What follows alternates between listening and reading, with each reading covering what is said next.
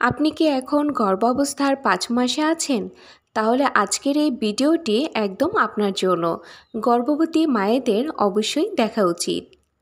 এবার দেখে নেওয়া যাক ৫ মাসে মায়ের শরীর ও শিশুর পরিবর্তন। এই সময়ে বাচ্চার নড়াচড়া পরিষ্কারভাবে অনুভব করতে পারবেন। ২ শরীরে আয়রন, ক্যালসিয়াম আর ভিটামিন ডি এর চাহিদা বেড়ে যায়।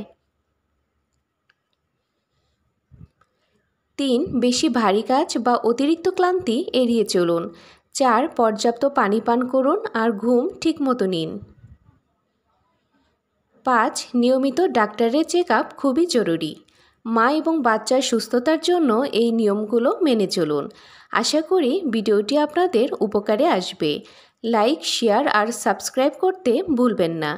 আজকের ভিডিও এই পর্যন্তই। সবাই ভালো থাকবেন, সুস্থ থাকবেন।